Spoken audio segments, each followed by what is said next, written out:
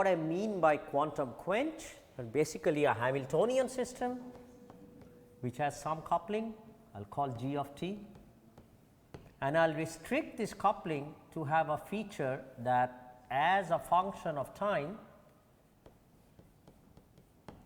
it sort of asymptotes at early and late times to some constant value in a very nice way. There is a time scale which is associated with this quench. This time scale can be very small, it can be very large depending on the nature of the system, and this process is of course very has been extremely useful both theoretically and even experimentally to to take a system and put it out of equilibrium and then study the non-equilibrium dynamics. There are various aspects of this which have been studied. Of course, one of the key aspects is to figure out that if I start out with, say, for example, a vacuum state in the past, what is the nature of the state in the future? Does it resemble some kind of thermal ensemble or a generalized thermal ensemble? And if so, in what possible way? And there is another set of questions which got to.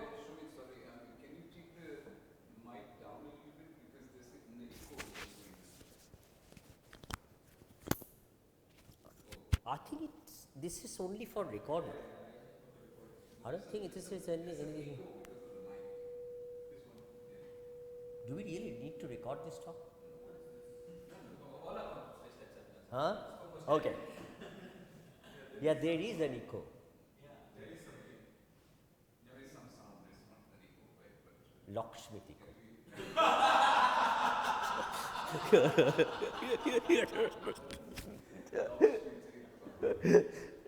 Okay. Okay. And there is another set of questions which has got to do with what are called critical quenches. These are quenches where the coupling at some point during its time dependence passes through points which would have been equilibrium critical, quantum critical points if the system was in equilibrium. In such a situation, the kind of questions which are interesting are universality and scaling. And over the past several years, there have been a large body of work and large body of interesting results regarding these things.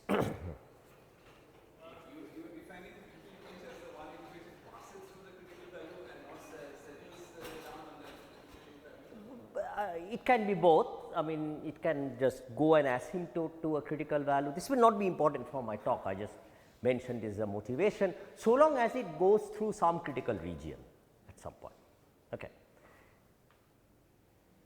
Now, this kind of process has been looked at in ADS-CFT also for a fair amount of time, and in ADS-CFT the idea is that if such a Hamiltonian has some kind of gravity dual, then what kind of geometry do you produce?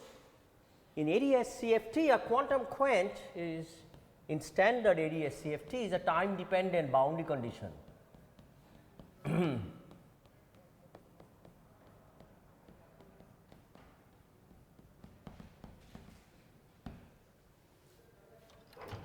For example, you can have standard ADS, you can throw in, you can have excite a boundary condition of some field which is dual to the operator which is being quenched, and you want to study. So, this is in time you have put in some injected some energy at some given time, and so of course, there will be waves which will go in the interior, and the common thing that typically happens is of course black hole formation.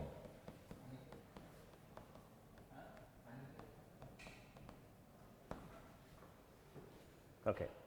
Black hole formation is dual to thermalization of the quantum field theory which is being quenched, and this is also has been studied,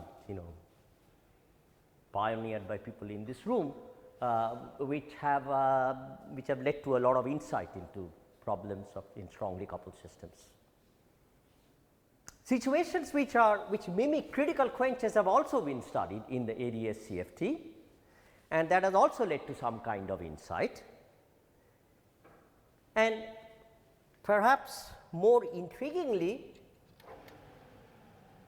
there are other situations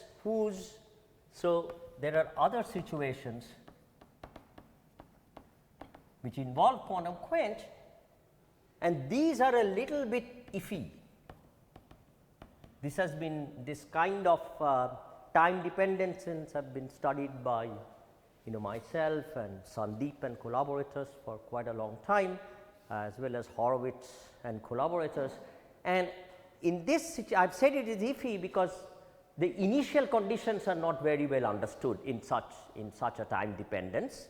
But at the end of the day, whatever it is, it does give rise to space times which typically have appeared to have singularities, typically space-like singularities.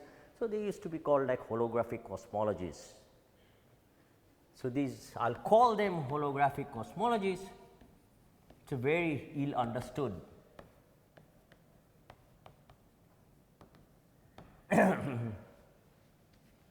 not very well understood. And part of the motivation of this work is to ask this particular kind of questions in a lower dimensional exactly solvable model of holography, which is the C equal to 1 matrix model. Can we learn anything by doing a quantum quench in a matrix model?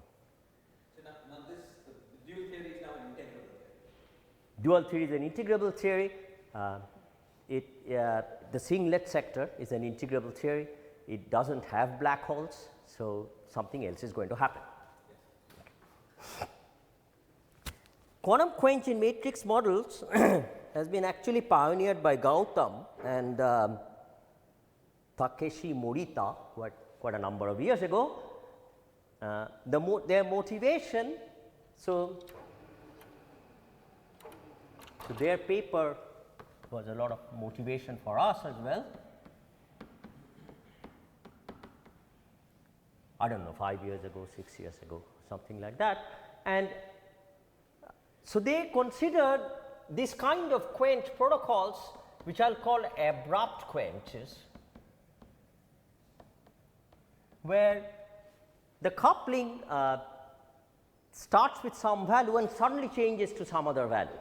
And since the change is sudden in those abrupt quenches, what happens? The state does not have any time to change. So, the state remains whatever it is. Of course, the Hamiltonian has changed. So, there is a non-trivial time evolution after the quench has happened, and they had studied this in the matrix model, and they found a rather rich, interesting sort of landscape of dynamical phase transitions, particularly in unitary matrix models, and a whole host of interesting results. Their motivation was mostly to understand this quantum mechanical system which is made out of matrices and study their non-equilibrium dynamics. There is also I think a recent paper by Gautam, Takeshi and who else? Manas Kulkarni, which sort of applies some of these techniques to fermions in various kinds of traps which are of direct experimental relevance. Our motivation, as I said, is a little bit different. The methods we will use also a little bit different, and our main motivation is try to arrive at some kind of space-time picture. Okay. I do not think we have completely succeeded yet, but I will tell you what we have learned. So, let me set up the problem. So, the problem is as follows. It is a problem in quantum mechanics. The action of the theory is given by this is the matrix model. I will put in a function f, which is some function of t. This is the quench function which I will choose in this nice particular way, and this is the kinetic term. and then there is a potential term for the matrix. M is a n by n Hermitian matrix.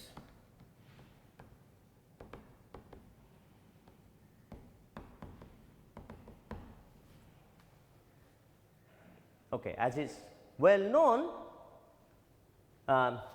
if you first consider an f of t to be just 1, to be a constant, this matrix is one of the earliest examples of what you might call a holographic duality.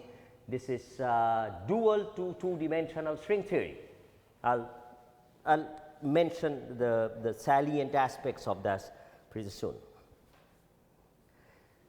I have taken beta 0 is an overall coupling. You can sometimes it is useful to write beta 0 as n divided by some other coupling g by rescaling things in the when f of t is a constant. By rescaling things, you can see this coupling g appears in the quartic and higher pieces in the potential. The potential I will choose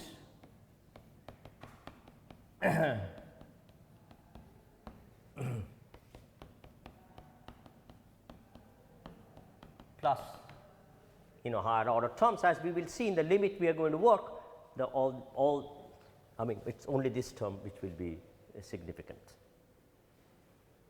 Okay. Before proceeding, this quartic and this mass like term, why don't you have let's say some for this quadratic and the quartic terms, and why don't you consider general parameters? Oh, you can have some parameters. I fix this to be 1 and you can consider to be A and that consider to be B. That's not a problem. Thank you. So, before proceeding any further, what I will do is to redefine the time a little bit. You can see that I can redefine time by absorbing powers of f of t, get rid of the f of t from there, and the only place the f of t will now appear is actually the square of that.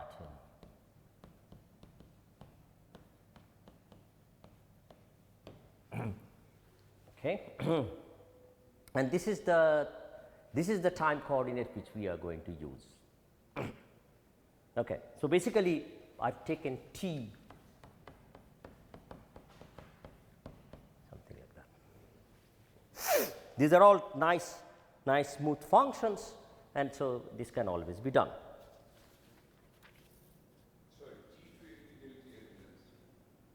So this was like integral dt f of t d2m dt square, right. So, if I call what I want to do is let us see, if I call f t dt to be d tau, right. So, this is going to be d tau square. So even date t goes to f t, that's okay. Yeah, sorry. Yeah.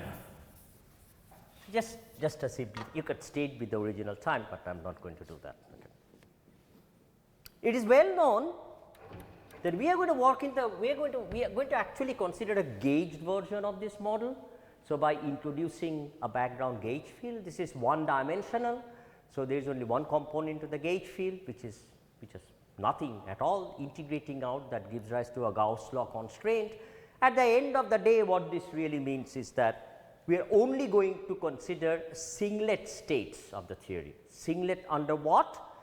This model has invariance under UN symmetries of conjugation of the matrix. So, we are going to consider only states which transform trivially under that thing. In the singlet sector, it is very well known, this model reduces to a theory of fermions. So, let me put one more step. So, in the singlet sector, you can pick a gauge such that the matrix Mij can be now parameterized by the eigenvalues lambda I, And for a well known reason, the change of coordinates in field space between Mij and lambda I brings in the van der Monde determinant, as a result of which these act as coordinates of fermions. So, we have a theory of, so lambda I are represent coordinates of n non-relativistic fermions moving on a line. Those fermions are free, that means there are no self interactions with each other, but they interact with the background. In fact, if you write down what the Hamiltonian of the system is, so I introduce a fermion field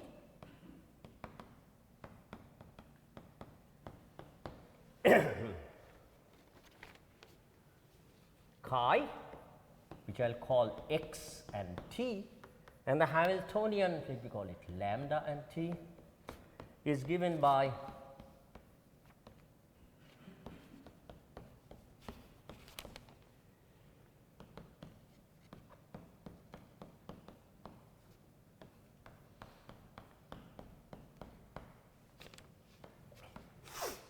and then there is a constraint that the total number of fermions is n. Okay. The connection with two-dimensional string theory comes by what is called the double scaling limit. Now, I do not know whether this is two-dimensional string theory, but let me perform the double. For if f of t was a constant, everything is very well known, and the connection between two-dimensional string theory is very well established. I do not know what it is now, but let me perform that limit. In that limit, what one does is as follows. First, one imposes this constraint by introducing a chemical potential or a Fermi level for these Fermi-Cs. So, you augment this action by just writing a term which is like this. So, that integrating out mu f gives rise to that constraint, and you perform a limit where beta 0 goes to infinity, mu f goes to 0, and beta 0 mu f is fixed for reasons which I will call them, I call it a string coupling, 1 upon the string coupling.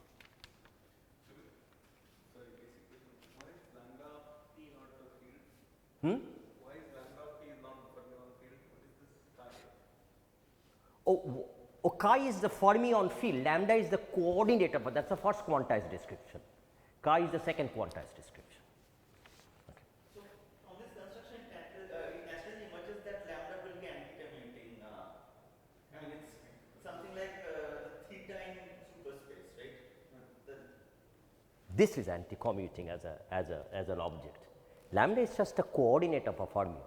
Eigenvalue of Hermitian Yes, eigenvalue of Hermitian matrix. If I want to write the many body wave function of the lambda, that will be a Slater determinant. That is what the statement means. It is a field in two dimensions, because it is a fermions moving on a line. Okay. Chi is a field theory in 2 dimensions. Right. Usually one has densities, one works with densities, right? So chi is like the square root of Square root. I will come to densities very soon. Okay. Okay. In this particular way, the first potential term is not dominant over the second one? It will be. I have not rescaled it, shown in yet, but it will be, yes. Okay. So, as you just said, so it is useful to define new coordinates like this.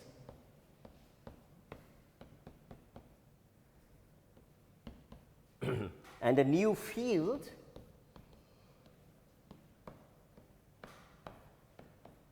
I am amazed that I actually got these factors right. Okay. Okay. What psi? And once you use this x and psi, plug it into the action, what you will find is that So, u of in the u of lambda, so remember what u of lambda was, it was minus lambda square plus some constant by 4 lambda to the power 4 and all that. What you will find that all these other terms in this limit are suppressed by powers of 1 upon beta naught. I should remind you, beta naught is basically n. Beta naught is defined by n upon g. G is the 't Hooft coupling of the theory, which is held fixed in this limit.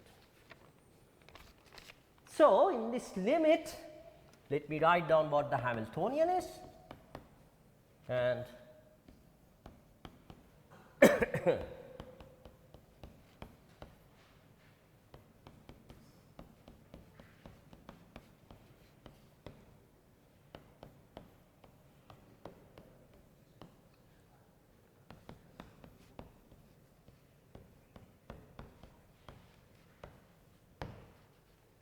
okay, so that is a very simple Hamiltonian, a bunch of fermions moving in an inverted harmonic oscillator potential whose curvature is changing with time.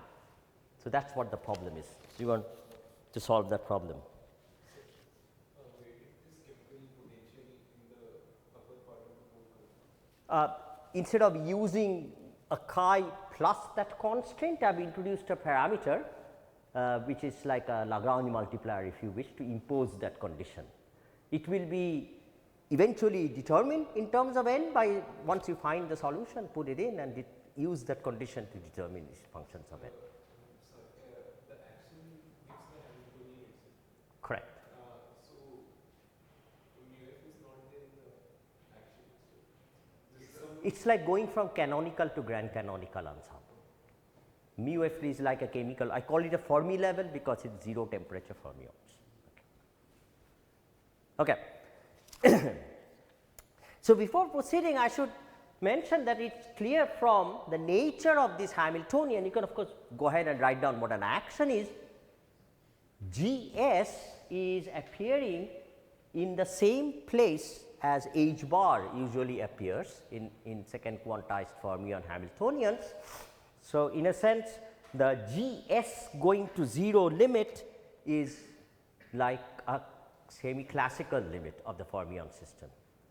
If I have a large number of fermions, the semi classical limit of a fermion system can be described as motions in phase space with blobs of fermions, because in that limit the occupation number of fermions is either 1 or 0 depending whether it is below or above the Fermi surface, and so the discussion simplifies considerably.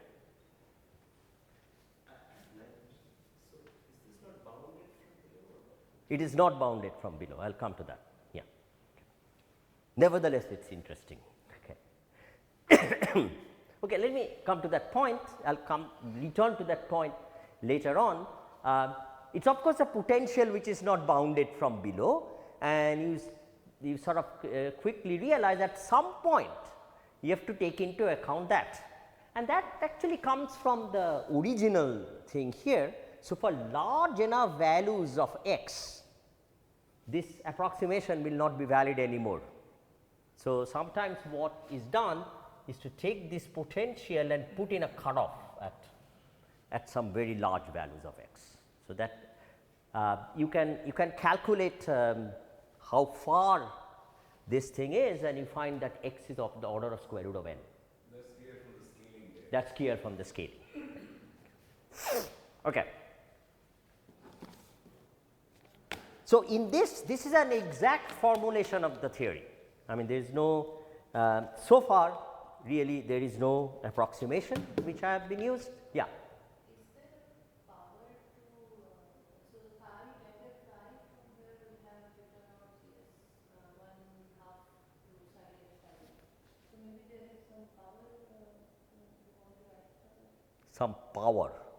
So beta naught mu f is 1/2 gs. Correct. That wouldn't come as, so in the last term, if Yeah. you divide the chi, you will have, I'm only looking at the last term, mod pi square into psi dash psi. This term? Yeah, so is it chi equal to beta naught gs to the power half of psi? No, I think it's 1/4. See, you have to take into account that lambda has become x also. Sorry, I didn't understand this G is going to 0 limit. Is it not that G is going to 0 limit is highly quantum? Why is G is going to 0 limit? Because GS is like going outside the axon. So if you want to restrict This is a Hamiltonian, not an action. right. So if you write the Hamilton from this, if you derive the action, then go to the Lagrangian and write the action, that will have two integrations, 1 over x, 1 over t, and GS will still the order of the action will still be like GS. If you take GS outside of the action, then only when GS is large, then the action is classical. But No. In the action, it will be 1 upon GS times the whole thing. right, why is it like 1 upon GS? It's like any theory. If you write, say a 5/4, huh? Some factors, the Hamiltonian above and the Hamiltonian below are like exactly the same. There is no factor. After you take that limit, you just substitute that. So the thing is that you see the power, you can see 1 upon GS in terms of the potential. Once you convert canonically conjugate momentum to time derivatives, there is an additional power of GS which comes there. So when you go from Hamiltonian to a Lagrangian, if you can work out, it will find there is a 1 upon GS in front of the whole thing. X dot square by GS is GS p square. Right, that's what it is. Yeah. So that it's like an X dot square, right? Okay. The formulation where the sense in which it actually becomes, so let me first discuss constant just to remind the audience here is very young, so they may not be familiar with this. So let me just look for constant f of s and just sort of briefly indicate how it is related to two-dimensional string theory. Okay. And the way that works is can be done in many different ways, is to introduce a density of fermions. So I denote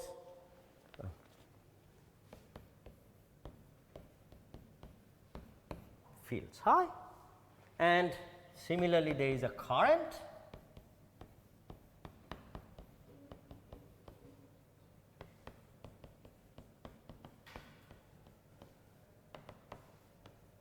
The canonical conjugate to psi times this,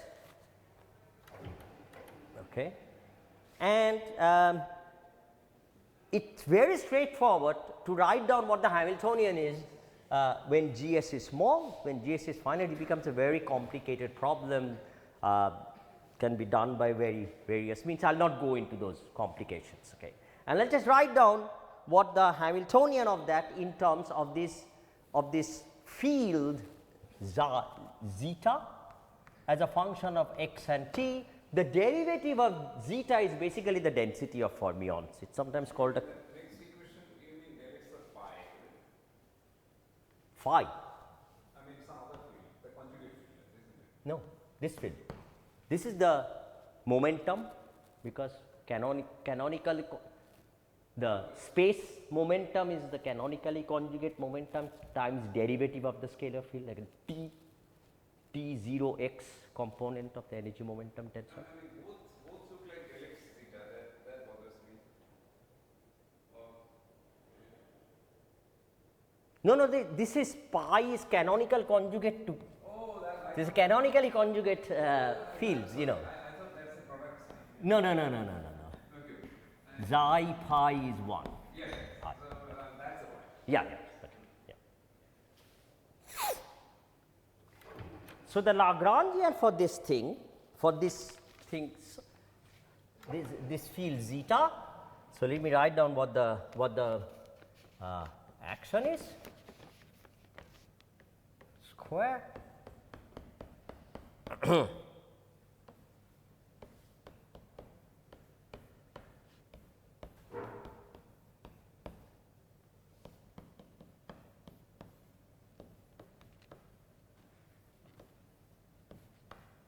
I will not go into how this is derived. I am using constant f, so let us just put an f here. I will make it into a function of time in a minute. That is a potential term, and this is again the Fermi energy term, which imposes the condition that the integral of d xi of xi has to be f. Okay.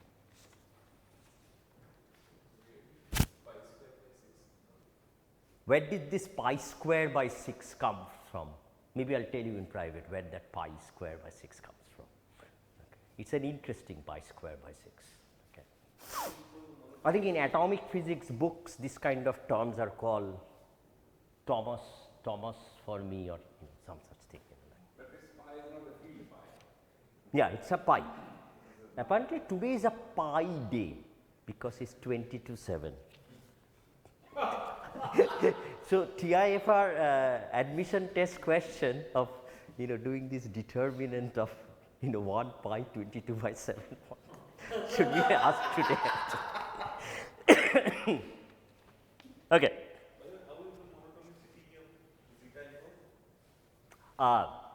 We will use this really as a perturbative thing, not as an exact description. If you want to go to an exact description, it becomes very complicated. I think it is not possible to even write down a Lagrangian. It is an infinite series of terms. So, this is you will use it as a guide to things rather than. Now, it is this field zeta. I mean, it can be done in one higher dimension, dx dpt. In terms of phase, but that is like a fermion. That's like Fermi. But I'm saying it's in terms of bosonic fields. Right. But, Yeah. Okay. So, this zeta field as a two-dimensional field is related to the single dynamical degree of freedom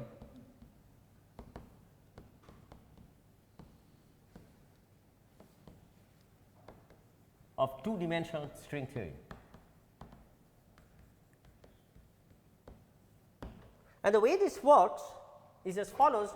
Of course, this is an action which has a 1 upon coupling square to it, and we are looking at the classical limit as defined by G s being very small. So, the first thing you would do is to find the ground state solution for this, the ground state saddle point.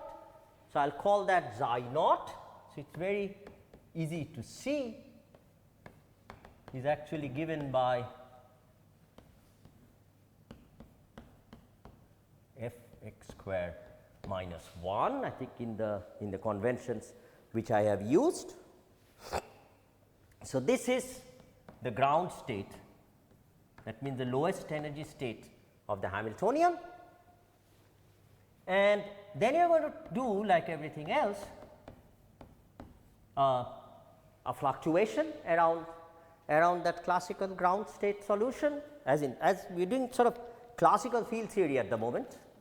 So, that is what you would do, and what you will find is The edge of the Fermi sea is at 1 by square root f. correct, right. So when f fluctuates at edge also. Correct, and we will see that how that actually happens, right. Right. So, if I look at the quadratic piece of the Lagrangian, that quadratic piece looks like this, just from that action.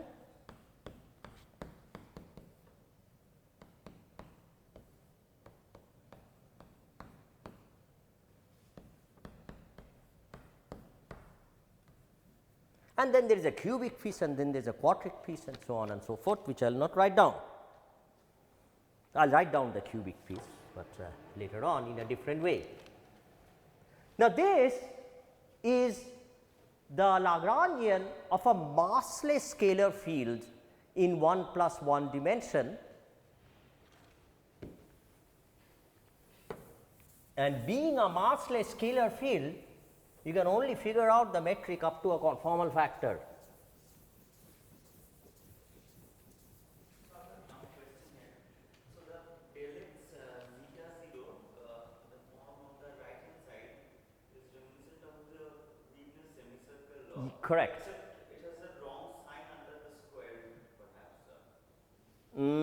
No, no. This integral is actually on two sides from plus minus 1 to infinity.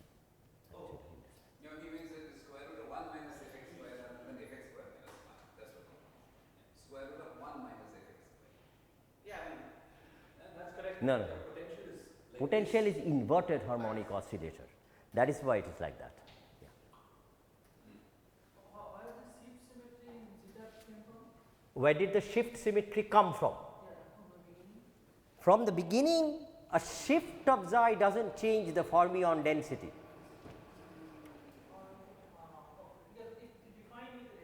Yeah.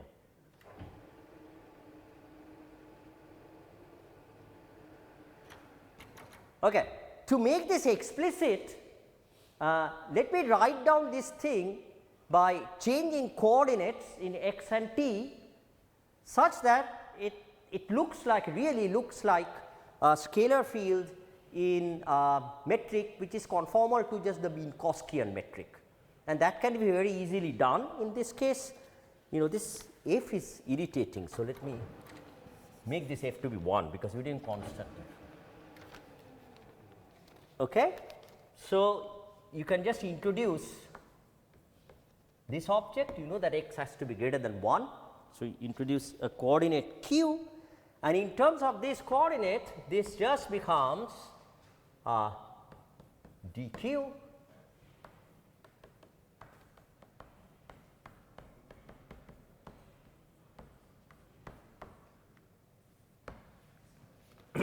so that is explicitly a scalar field in 1 plus 1 dimension in metric which is conformal to the Minkowski. I say it is conformal to Minkowski because you can from this you can never figure out what the conformal factor is. I mean, thinking this in terms of metric may not be really a useful thing to do. The underlying theory is really non-relativistic, but when you make a connection to two dimensional string theory, this is sort of important. This is usually the usual linear dilaton background of the two dimensional string theory, and the reason why there is a linear dilaton comes if you write down what the cubic piece of the action is.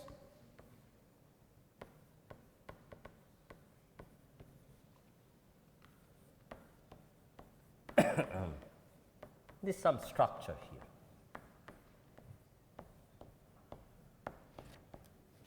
And as you can see, the effective coupling of the theory is space dependent. It blows up near q equal to 0. Q equal to 0 is x equal to 1, so the edge of the distribution. So, you indeed have a picture where there is a wall and there is a strong coupling end of the wall from which things are getting reflected by.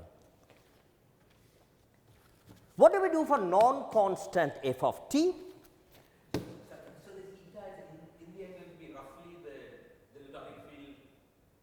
The tachyon, the massless tachyon. As you know, it is up to a transformation by a non-local kernel which has a size of the string length. Okay. Right. Okay. So, what do you do for non-constant f of t? So, let me put down the f of t.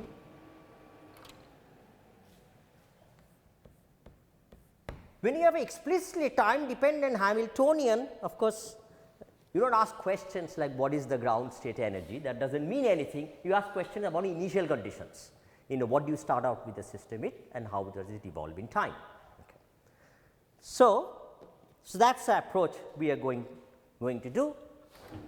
So, we want to find once again classical time dependent solutions with this action which has the right initial conditions. So, what do I mean by the right initial conditions? This function f of t, for example, let me just take just one particular example is something like this.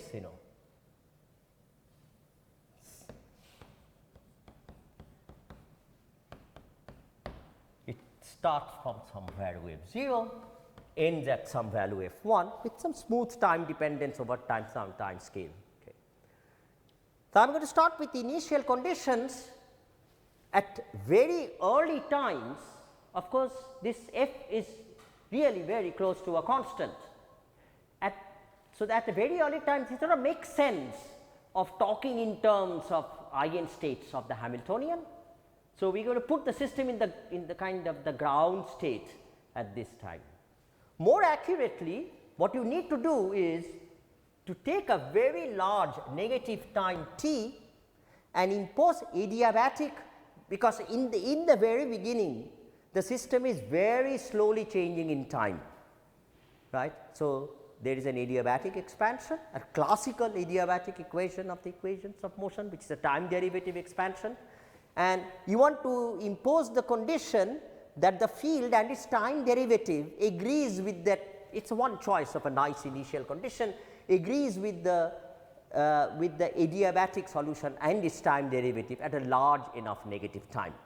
So, once you fix that initial condition, then the idea is to solve the very complicated nonlinear equations of motion of that scalar field with such initial conditions.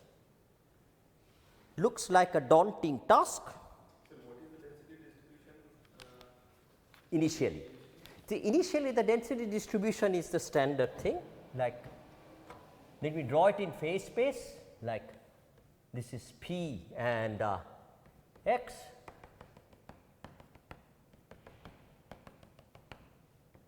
So, this is the field C, and that's we'll fill in both sides just to okay. So, in a sense this description is the analog of what I will call the bulk description of the theory. This is the description in terms of closed strings, okay, and the fermion is in the description in terms of open strings. In fact, this thing has been reinterpreted much, maybe 10-15 years ago as actually arising out of D branes in two dimensional string theory. So, many of those the usual physics which takes from D branes to the ADS-CFT correspondence sort of work here, but there is nothing like a bulk and boundary, like it, because there is no ADS. Okay. So, I will call this as the closed string or the bulk description, even though with a grain of salt. The distribution of fermion field was also two-dimensional, right? It was two-dimensional, but it was directly in terms of the matrix variables, if you wish, invariant matrix variables, but nevertheless in terms of the matrix variables. Okay. See, this is a theory with an exact duality. So, what is what description? I mean, a theory with an exact duality, there is an exact map between what you call boundary and bulk. So, it's a question of terminology, I think, if you wish.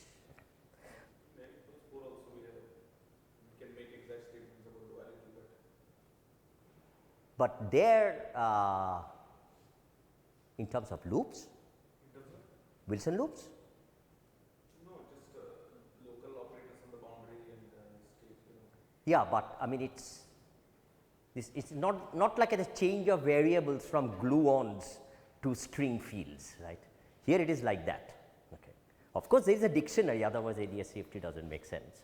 But here there is a really like it's like a Mandelstam's, this Sine-Gordon Turing model duality. There is an explicit formula which tells you what is psi in terms of phi. Okay. But if you had just said that the matrices were like the boundary fields, I mean, it would have been happening.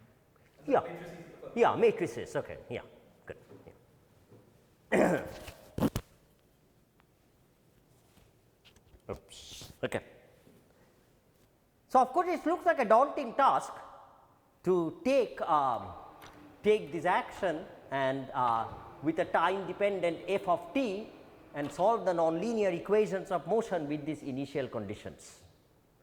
Had it not been for a trick. So, let me tell you what the trick is. The FT appears written here something like let's say 1 minus Quench form of FT. Yeah, many possible formula, a plus b tanh or like a Fermi, Fermi distribution, like. So, I mean, it's sort of reminiscent of something that I studied earlier. Does it correspond to some time dependent scale factor in this? many of those techniques will be used here, but we have not gone there yet. Yes, it is like Beadle and Davis if you wish. Okay. Yeah. Actually, better there is a very old book in quantum mechanics by Fluge, which has analogues of Schrodinger equations and things like that, which turn out to be extremely useful. Yeah, that yellow book. It's a fantastic book. Yeah. Okay. Okay, let me erase that also because we will not, let me keep it this way. Okay. Okay, so when f equal to constant, we found equal to 1, let us say, this is the ground state solution. I will now claim that there is a way of constructing the solutions of this nonlinear equations with time dependent coefficients by the following trick. Should the equations are non-dissipative in the sense that volume and phase space is preserved? Absolutely, right. It's a Hamiltonian, standard Hamiltonian time evolution, right. So, for f of t, I will claim the following is the solution which satisfies the right initial conditions. I will write down. First of all, let me make the following comment. Let me define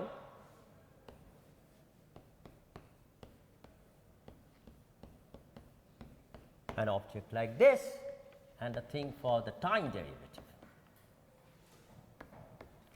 where rho is a function of time which I have not told you what it is.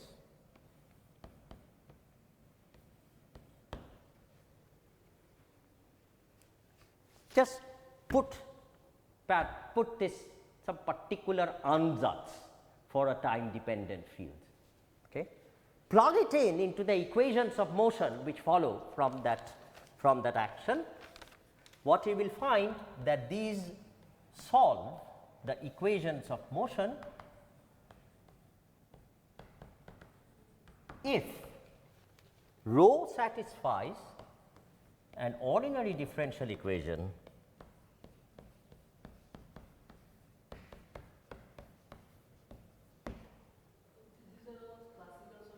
or everything classical, absolutely classical. Yeah, then I will do some perturbations around it to figure out what this is represent. Even before it solves classical equations, there is a integrability check, right? Yes, so if you take that x derivative of this and the time derivative of it, it agrees. So I can't immediately see that it's obeyed. Yeah, we check that. Yeah, it is obeyed. Right. Yeah. Okay. Good. Because what you're doing is taking a function, an unknown function of x and t and replacing Of course. it with t. So already that step is highly not. Yes, yes. We just fiddled around and got to this. Yeah, yeah. Now, this is a nonlinear equation which for some reason people actually studied in the 19th century. It's called the, I don't know what the reason is, it's called the Yermakov-Pini equation.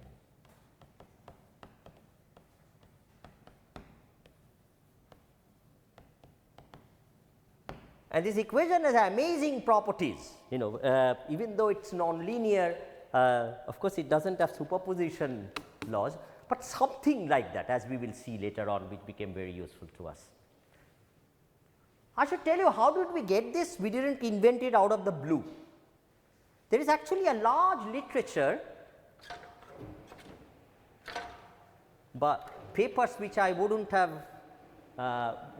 normally read, which deal with the following quantum mechanical problem. How do I solve the Schrodinger equation of a particle in a harmonic oscillator with a time dependent frequency? Okay.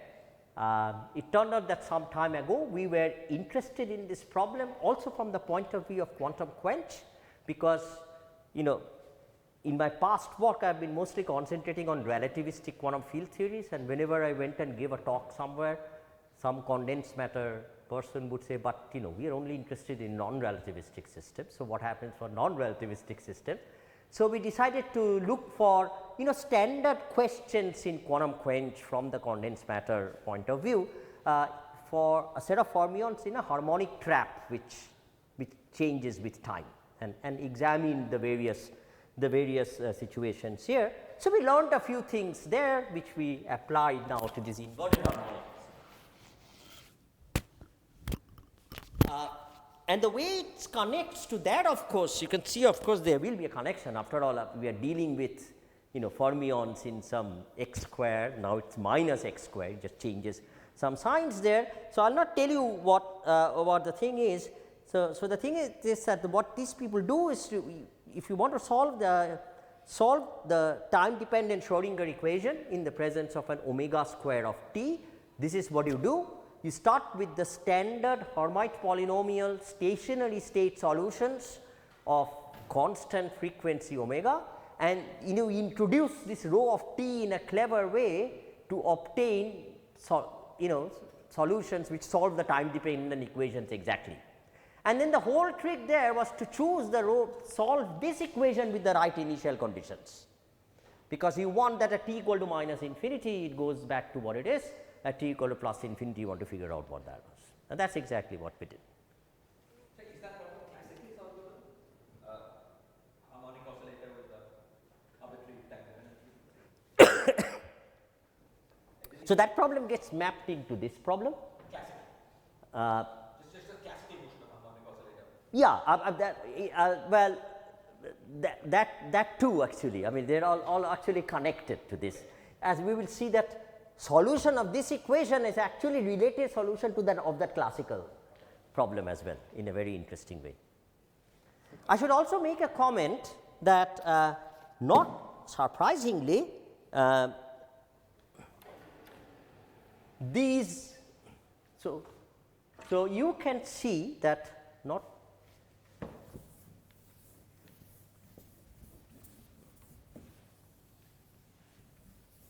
so for classical fermions I can talk in terms of phase space densities. Gautam loves this. This is the phase space density in the single particle fermion phase space. This satisfies an Euler equation in this particular Hamiltonian. Let me write down this Euler equation.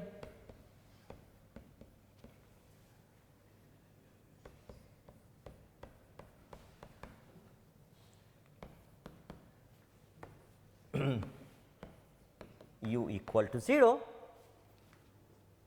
and what you can check, these are all different versions of the same statement. You can check that you can make a time dependent canonical transformation in phase space of x going to p y equal to x by rho of t, p going to capital P equal to p rho minus x rho dot, and t going to capital time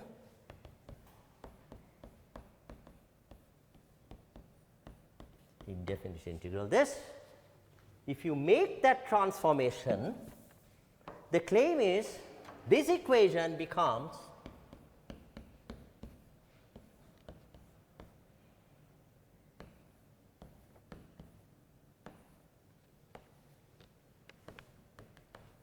if rho satisfies the Ermakov-Pini equation.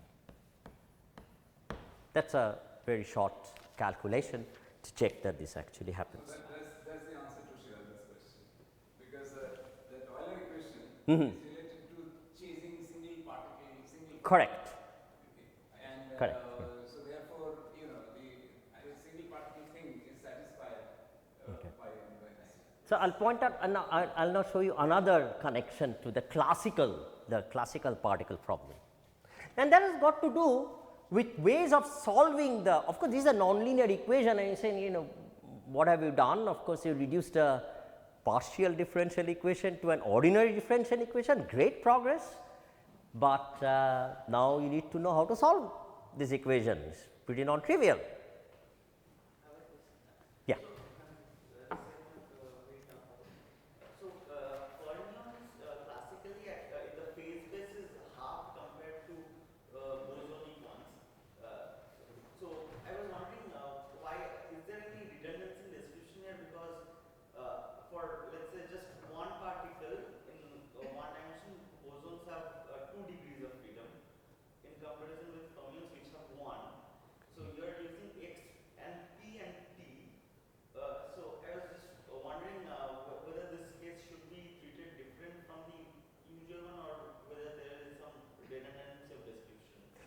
well, I think the redundancy of description is that this is not an independent function of x, p and t.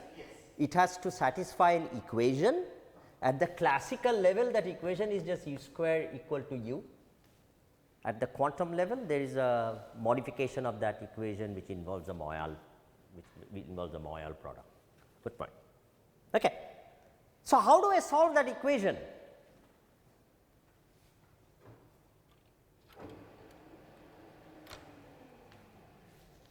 Quickly running out of time. I'll just throw. Okay.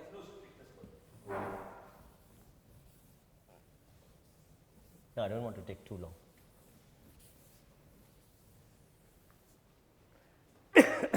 So, here is a way people figured out how to solve that nonlinear equation. You start with the classical equation of motion in that potential.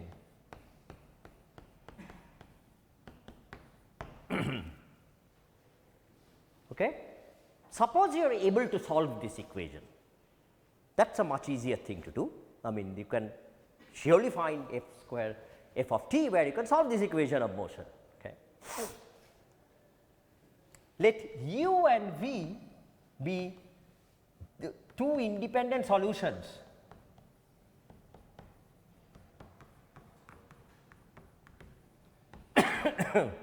Solutions of that equation, linearly independent solutions of this equation, construct the object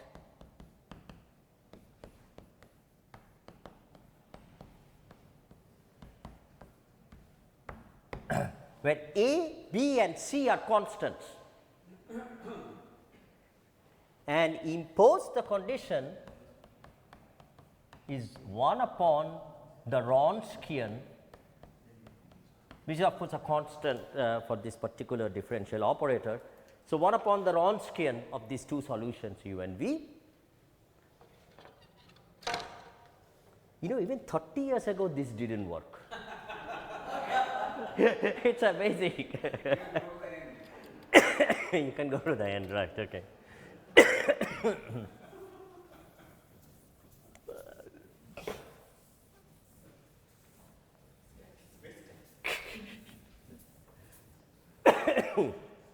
Then the claim is that this row satisfies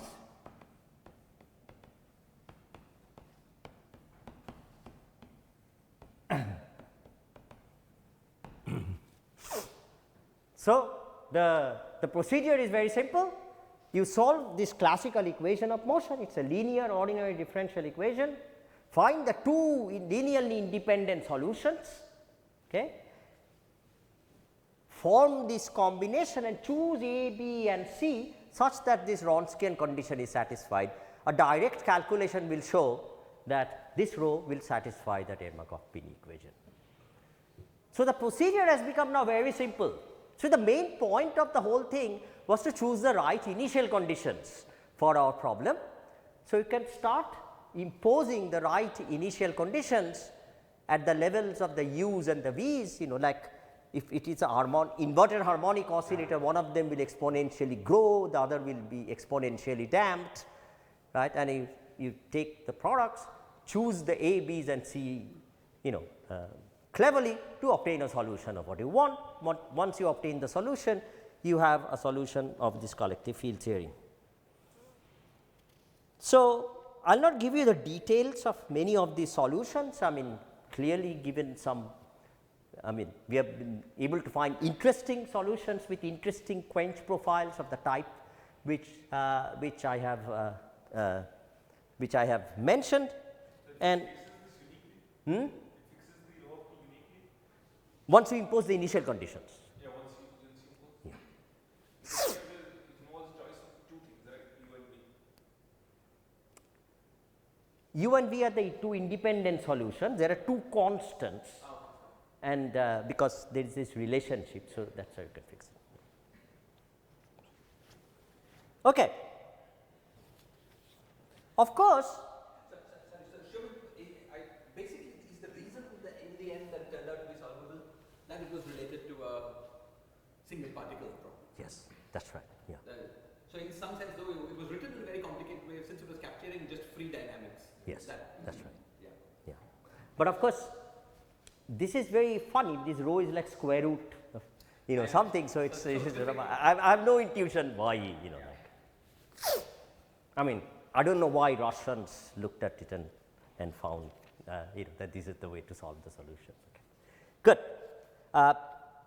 If you look at that equation to get some intuition. Sorry, just ask again. Roughly, since we're doing things semi-classically, if you could follow each particle, you could get Absolutely, absolutely, yeah. That's the bottom. Yeah. That's what the middle thing is. Absolutely, I mean, yeah. I don't understand this trick of B square minus AC, etc. But the middle thing I do understand. Yeah. I mean, You can clearly map the problem to the problem of a an sandwich. Yeah, I couldn't have invented this single particle, canonical variables, but that's great, in terms of the. So that thing is good to reduce the problem to finding a solution for rho of t. The single particle problem, which is essentially given by the Euler equation, is solvable in terms of the problem in a constant potential and a function rho of t. Yes. And the rho of t satisfies that nonlinear equation. Yeah, so that's the great thing, invention. Right. That there is a canonical transformation in terms of which the time-dependent Euler equation becomes the old Euler equation. That's right. Solution we know, therefore we can find out what the single particle motion is, etc. Once you can find this function rho of t. So the problem of solving the differential equation for rho of t remains. That's correct. In the third thing, this is what That's correct. Yeah. Absolutely right. Okay. Sorry, I just understand. I thought that if you could solve each single particle moving, I could find your phase space density. That's just by tracking each particle. So the way he Without any. If I knew the initial condition, I could just track it. Right? correct. That's absolutely right. So that's like solving this phi equation for each of them and putting the trajectories together. Right. Yeah. And this is somehow accomplishing. Yes. Yeah, that's fine. But by using different phases. Yeah. Okay. So let me write down this equation just to get some intuition.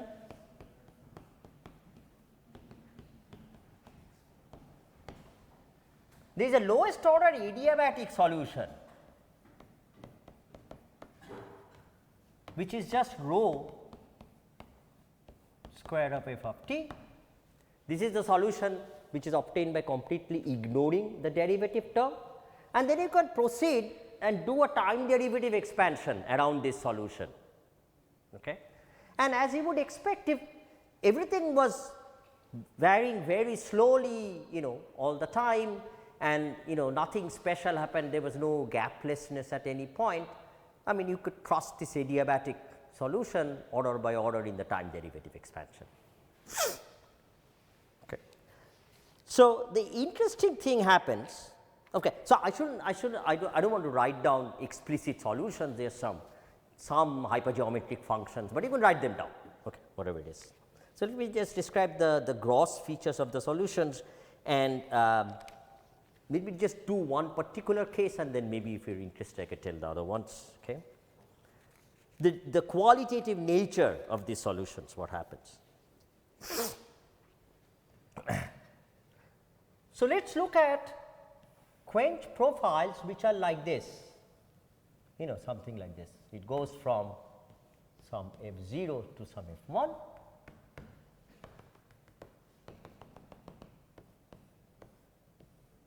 Which means the Fermi level is going higher. If you could just draw two Fermi levels on that diagram, if you don't mind. If f1 is a higher. Yes, because this thing is becoming like that. Yeah. So clearly at early times rho is just 1 upon f naught. That sort of makes sense if you go back to your equation. That was just a rescalings of the f x's which brought in that, and you want to know what it is at late times. Okay. What happens? So and as I said, when delta t is large enough, there is a specific condition for adiabaticity to hold. If delta t is large enough, that is all that you have basically to the lowest order. Interesting things come when delta t starts becoming smaller. Isn't there always an issue near the edge of the distribution? Or not? They thought roughly the calculus physics. Maybe I think yeah, I think it should be right. Yeah, right. So edge of what? The Fermi sea. Yeah. So the Fermi sea ends at some point, but there's no connection. Near the edge, adiabatic. Yeah, so the edge, of course, I'm now just talking about solutions of rho of t. So you are asking that even the adiabatic solution, you cannot use it to obtain the solution of the Fermi problem near the edge. Yeah, yeah. I'll be mostly ignoring the edge because I'll be talking mostly about the physics is a little bit far from the thing, but I think at some point you have to take that. Derivative expansion doesn't work there because I thought once you have rho of t, then you can find. Yeah, except that once you put that in and obtain the Fermi density function, right, near the edge there could be problems. I mean, using that to obtain the Fermi density problem. Near the edge, the whole centricity approximation should start. Yes, that's right. Yeah, because that's a strongly coupled part anyway, we know that. Okay. The typical thing that happens when adiabaticity is broken is something a little bit alarming, and this is the kind of things that happen. I'll soon explicitly give a solution which corresponds to a very sharp change, and but these things will become very, very clear. So what happens is that after a while there appears some time t, which I will call t0, where rho square crosses a 0. Now that is bad, right, because rho square going to 0. Okay. If At some particular at position. finite time t naught. And then some x. No, rho is a function of t. Rho is a function of t. Okay. And that translates to some actual density becoming negative? I'll show what I mean. It translates to a density diverging. Okay, and we're going to discuss what to do at this point. It's a kind of a singularity. I mean, but these are two-dimensional theory. I mean, I don't know what is a singularity and what is not. What we find is that if you just naively take the equations of motion of the scalar field and try to solve it, like in time steps, you will get stuck here. I mean, because the base solution diverges, its time derivative diverges, everything goes very bad. Okay. And as I will point out soon, nothing happens in the fermion picture. In terms of fermions, there is a perfectly smooth time evolution across this point, and that's it's sort of interesting. There is some quote unquote a bulk description which is breaking down, but the fundamental description in terms of fermions continues to exist. Does the phase space description also break down? Does the classical phase space description also have a singularity? No, phase space actually sort of has it, but not quite. I'll draw the phase space. Actually, Gautam's paper also for abrupt quenches, Gautam's paper also had. You probably didn't think along those lines, but I think we had those pictures. I'll draw some of these pictures and see what happens in terms of the phase space. Okay. Once the canonical transformation itself becomes Singular, right. Then the single particle dynamics will remain non-singular. Yes. And the phase-space dynamics will also remain non-singular. Yes. Yeah. Like in a fold. Yeah. Except that, I mean, as I'll say at the very end, what you have, it's still not quite a fold. It's a different type of thing. So at some point you have to bring in finite n, and let's just hang on a little bit. I'll just when I draw the phase space pictures. What is the f that was used to get this to? Oh, we have tried it for many different kinds of f's, which are typically of this form. This singularity cannot delta t, whenever it becomes small enough, you will find a thing like this actually. Okay. In fact, let me write the explicit solution for the sudden quench, where f of t is f0 to f1. This is was also, I mean, even though Gautam's paper was mostly on unitary matrix models, I think this is one part of it where I think you have done that. So, let me write this in terms of this language and see where that comes from. You could, this is a very easy equation to solve. I mean, it's quite trivial. The solution is 1 upon f naught for t less than 0, and it is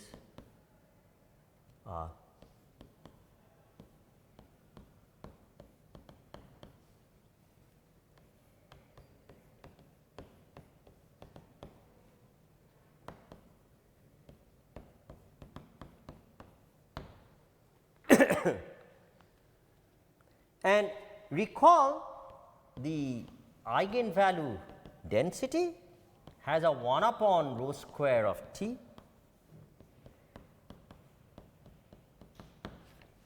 So, naively speaking, clearly when f1 is smaller than f1, there is a finite time t at which this thing becomes 0, and then this thing becomes singular. Okay. But as I said, this is a fake singularity. Nothing is really singular in the time evolution. So, something is happening at the time evolution. So, for that, as is the lesson in string theory, I mean, if such a thing happens, you should try to see whether the what I will call the holographic description or the description in terms of fermions in this case, does that actually also have a problem or not. And so, this is what happens in, for example, in that solution.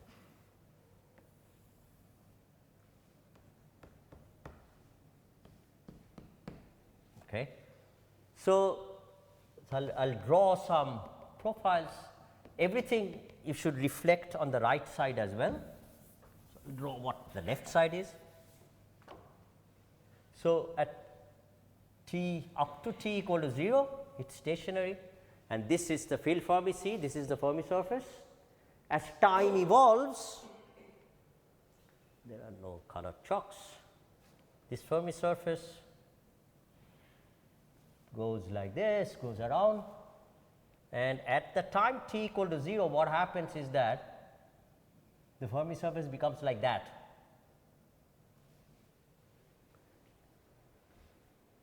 If I consider little ripples on the Fermi surface, they proceed quite fine.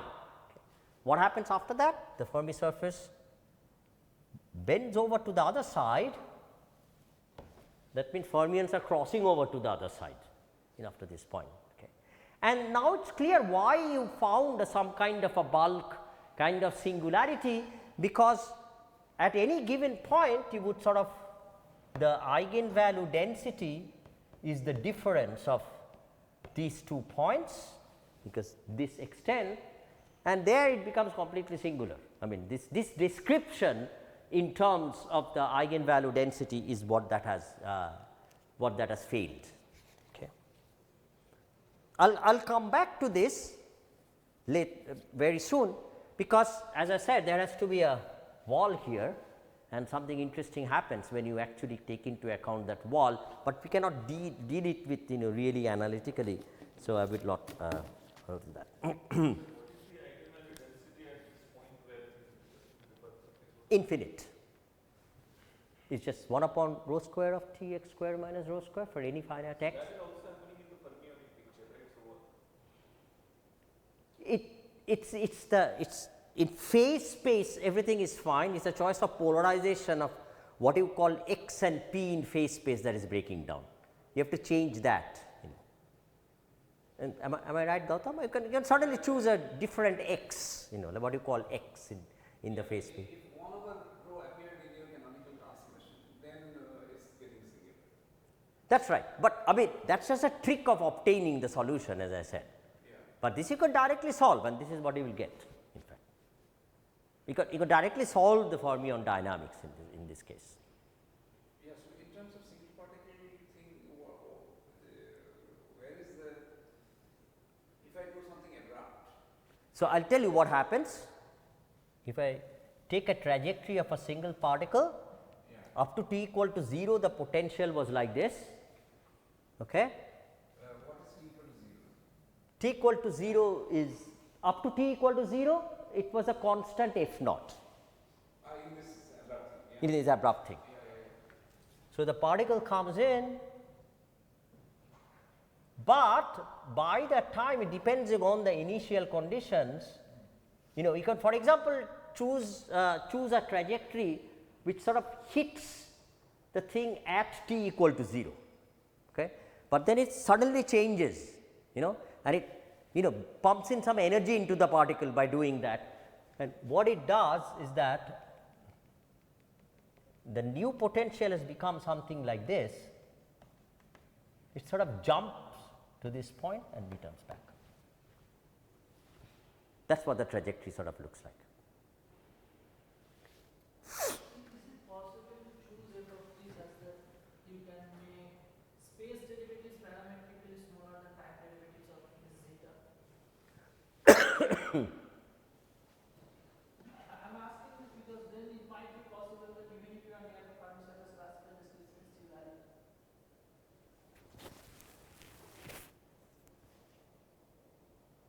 I think the statement of the classical description failing down at the end points has got to do with any finite del x xi and del t xi, right. You will have a, I mean that in the language of this bosonic field, the interactions start becoming very strong. So, that is like a breakdown of the classical. Because near the Fermi surface you have, let's say, del x xi is 0, therefore now you have shift symmetry, so most of the terms are almost 0 apart from 1 by gs square. So the action is not large enough, but if you can make this parametric separation between time derivative and space derivative, then still you might have a large action. This is what I was saying.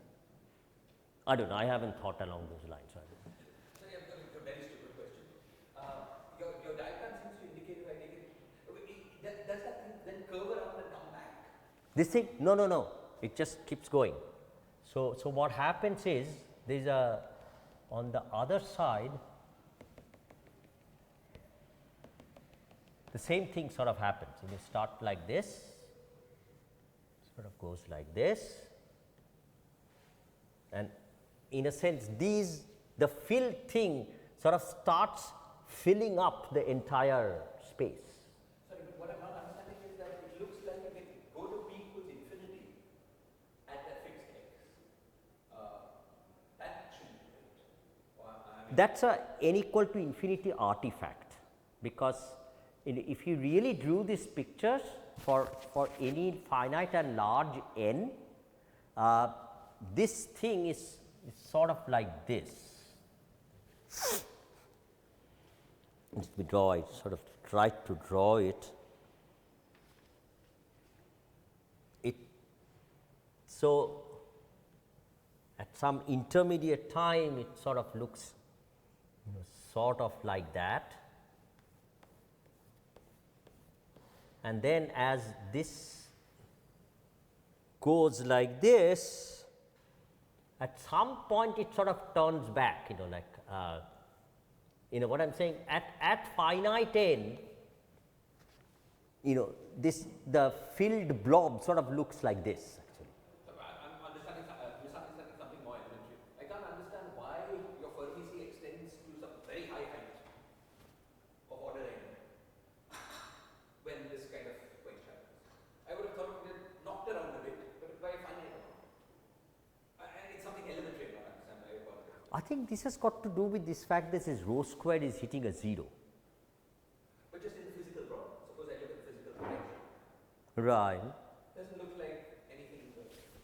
Yeah, I mean the total integral has to remain n, right? Because Yeah, so that is why it will be like this. I mean, but if you have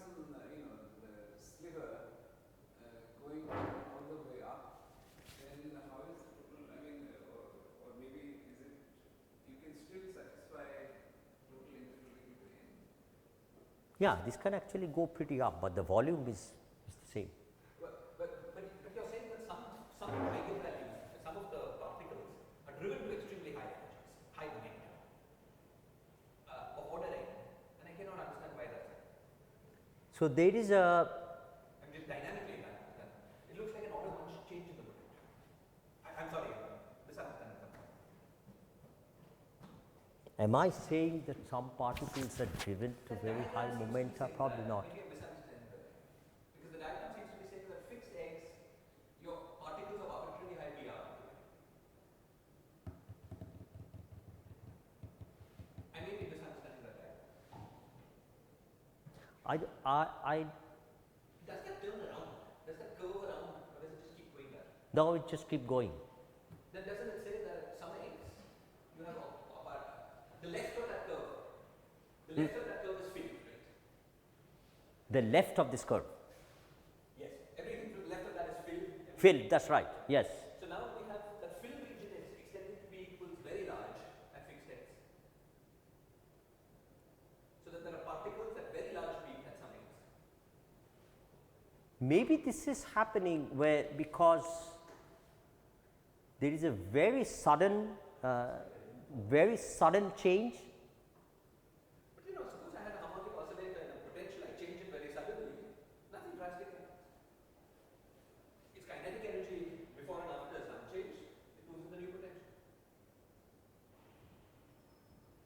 And classically at least. No, classically certainly, nothing. Well, I thought your semi-classical dynamics was basically putting together many classical detectors. That's true, yeah. Let me think a little bit. This is clearly a solution of those Euler equations. I mean, there is no question. I have to understand this a little bit more. Okay, and as I said, if you actually take into account finite end effects, this of course doesn't go all the way to infinity, but But just that goes to order n surprises. It has to go then to some n. It has to go to some, yes, right, okay. But trusting this thing, we can ask the question, what is the dynamics of small fluctuations around this classical solution, and how does it reflect in that dynamics?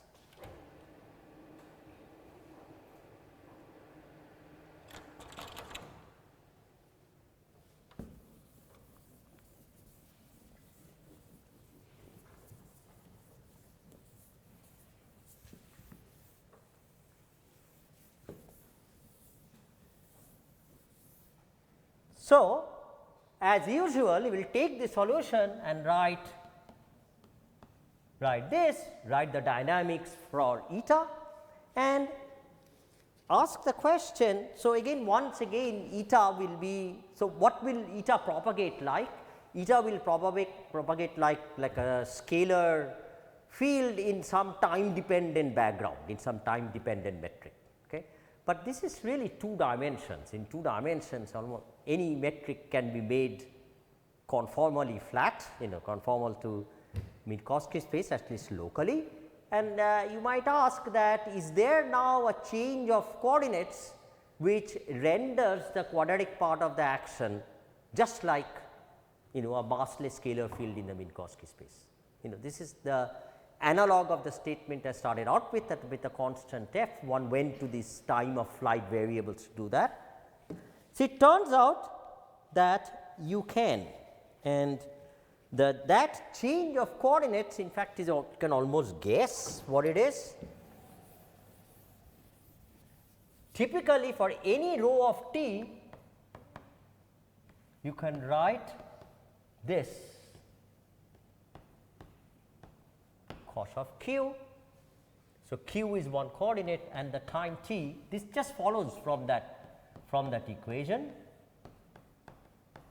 And the statement is that the dynamics of eta will behave like thing with a metric which is conformal to this metric. This of course hides a lot of things. Because rho is hitting a 0 at some point, these transformations themselves become very singular. So, what has happened is that you had some singular background, you made a singular transformation to get rid of this, but you might want to, I mean you might for example want to know what is the Penrose diagram for which represents that space time. Okay. So, let me give you what these T's and these things are for this abrupt quench, because they are reasonably simple.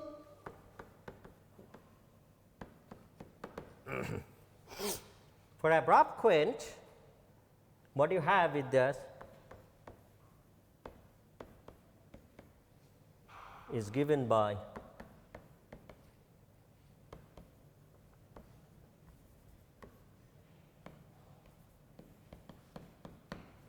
if I choose an f not equal to 1.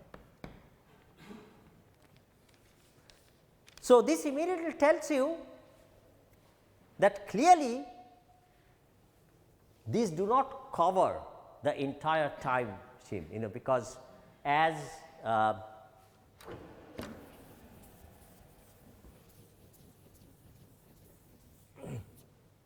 as t goes to t naught, which is defined as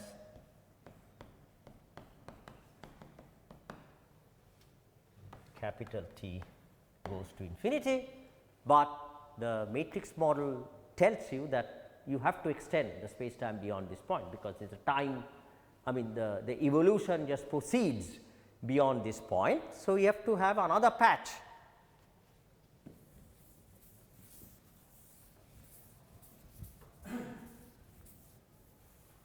So, for t greater than t 0,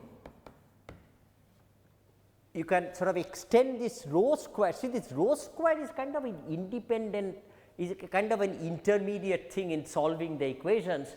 Nothing is funny when rho square becomes negative. What is actually happening for rho square becoming negative is that the gap goes away, the gap of the eigenvalue spectrum goes away. I mean, and so when rho square is negative, you can use the standard methods again to try to achieve this goal of writing a metric which is of this form, and the change is again like this, like r of t sinh q, and capital T remains the same, where r of t is just the negative of rho square of t. And in that case, the cot of t is now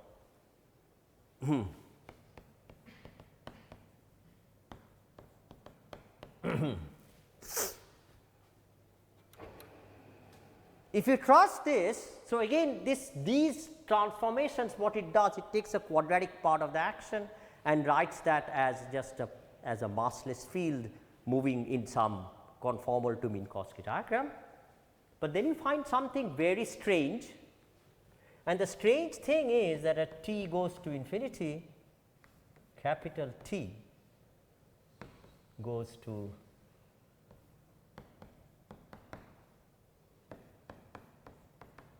which is some finite value.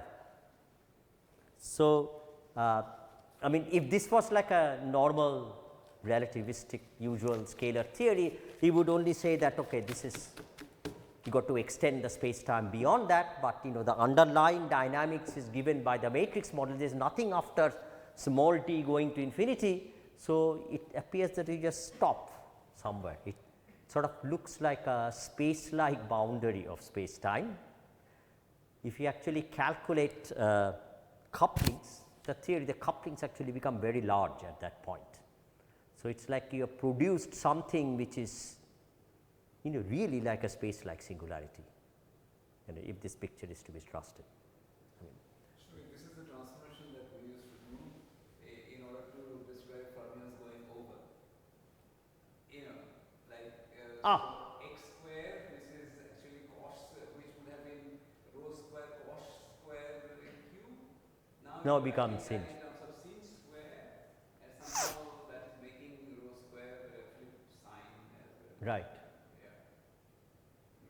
So, what is really happening? So, modulo Shiraj's question, which I need to think about what is really happening. If you look at the field Fermi-Cs, they seem to be closing on to each other, and there is no space for fluctuations to after that time, there is no space for fluctuations to propagate anymore. I think that is what is happening in the fermion picture.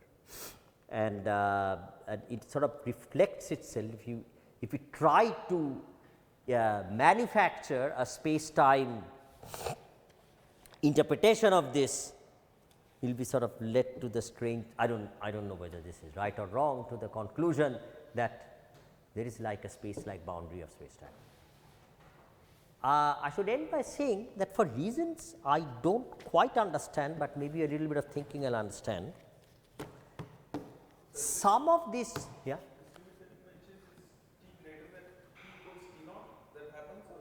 T, no, at infinity, at t equal to infinity. Okay. Nothing happens at t equal to t naught. Okay. So, this is another peculiar thing which I do not understand, and some of you may be familiar with. Sometime in the 2003, 2004, Andy Strominger and colleagues looked at time dependent solutions of the matrix model, but with a constant x squared, with the not a quantum quench problem. Okay. And there was a way of constructing solutions using W infinity symmetries of the theory, and some of this, at least this particular solution with the abrupt quench looks actually exactly like one of those solutions. It is not in general true, of course, but there is a much larger class of solutions. So, those are time dependent solutions with a constant potential. These are solutions with a non constant potentials. Maybe there is a way, I mean normally if it were like I was going to use ADS CFT language, I would have said that these are like